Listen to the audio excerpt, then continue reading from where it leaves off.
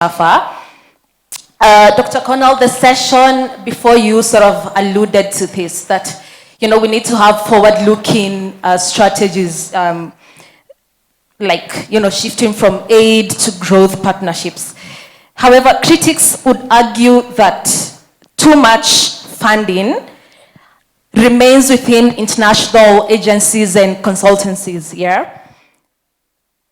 How can the UN then ensure that more of these resources are reaching local institutions? They're reaching civil society groups, they're reaching communities directly here in Kenya. To the DG, I'm curious about Kenya's partnerships with large economies. More recently, we've been engaging with the United States, China. Last week, the president was at the G7, championing the Kenyan agenda, the African agenda. We're engaging with European countries as well.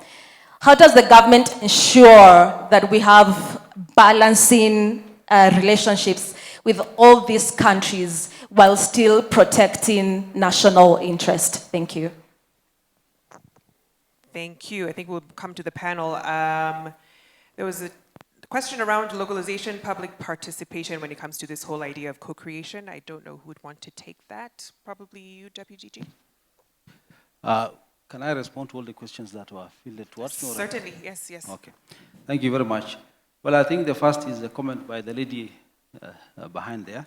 Of course, about the history of the international financial architecture. Of course, I agree. It's for understanding our past is essential to shaping our future. Because understanding how these institutions came about in the first place is essential to designing, the remodeling or the reforms that are necessary to make it more fit for purpose, especially for countries in the global south. I agree, of course, that its formation, they were not necessarily meant to benefit the countries in the global south. But the world is not what it used to be in the 1940s and 1950s. And the global governance institutions, just like the international financial institutions, must also reflect the new realities of the day. Number two, regarding public participation.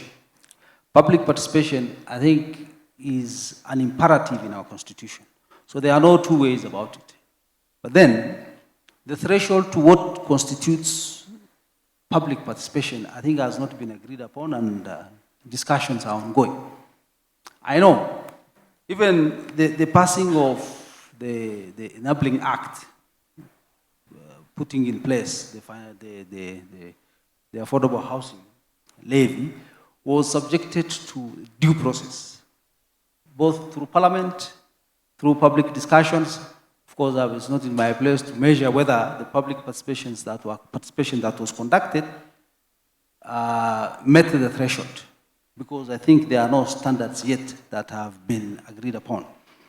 Number three is the comment on the rule of law, the need for even our development partners to respect the rule of law, to avoid corruption, of course, in the engagements, and for the projects to speak to local realities. I cannot agree more that even our development partners must, of course, respect the local population, their priorities, and most importantly, our laws. I understand, of course, the government of Kenya will also not accept the same. Number four, the question on partnership and how Kenya can ensure that our interests are taken care of. I want to assure you that in every engagement that we do so with mutual respect and in an equitable partnership. We engage as equals. Even though these countries may be more powerful, of course, economically, we actually engage on the basis of mutual respect and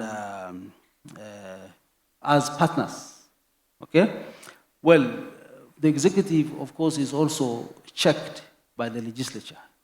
Any agreement that the Kenya government signs with any partner, any external partner, is subjected to checks and balances, ratification by our legislature of course, your representatives.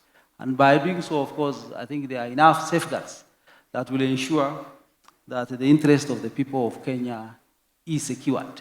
So don't worry. And of course, we are also compatriots, and we care for this country.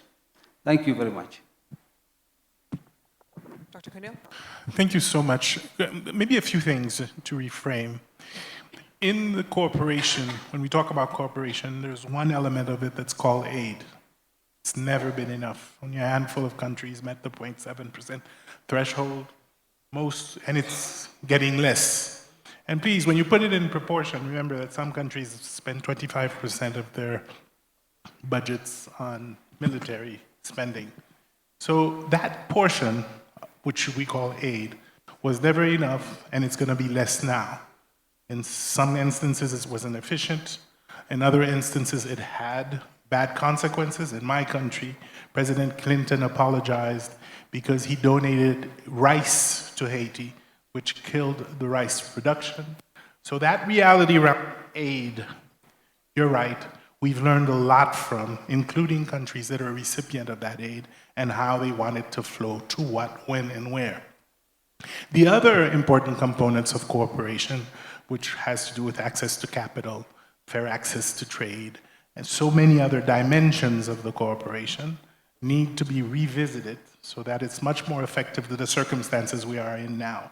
When I started development, 3 out of 10 countries in Africa were middle income. Today, 6, 7 countries in Africa are middle income. It's a different context, different circumstance, greater capacities, greater public sector, greater intracontinental opportunities. So that whole part of the cooperation needs to also be rethought and thought through with countries that are concerned by it.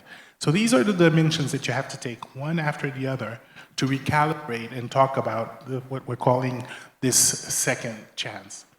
But this whole cooperation will obviously never be a substitute for governments playing their role and being accountable to their citizens. So I don't want to mix all of it, right? There is this fundamental responsibility and accountability for governments to achieve the development and provide services to their people in the most efficient and effective way possible. But solidarity is not an act of what's the word I'm looking for? Solidarity is a human factor for hundreds of years and must continue to do, if only because certain issues are not only national. We in the South are much less responsible for the consequence of the climate. I come from an island, we will bear the blunt of its consequences. So partners coming in and helping us deal with climate is not an issue of doing us a favor. It's a collective responsibility. That we should also understand that and accept it and deal with it in a very sovereign and responsible manner. So I guess to the bottom line of the question we're posed here is yes, cooperation needs to be relevant to our countries for the foreseeable future. But it can't be the old cooperation with less resources. It has to be something adapted that builds on the years and years of lessons that we've earned over the past few years. Thank you so much. Thank you. Well said, Dr. Kunil. Dr. Hoffman, any thoughts?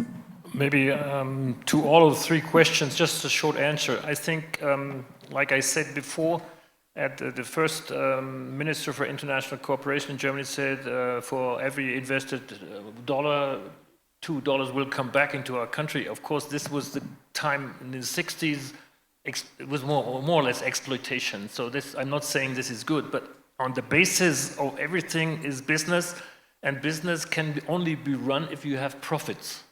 So this is the bottom line for everything. So, and I give you one more example, and this is regarding the other questions. This is Vietnam, a poor country. It was a very poor country, and it was socialist run, it was communist run, and they made plans for the economy for 5 years, and nothing worked.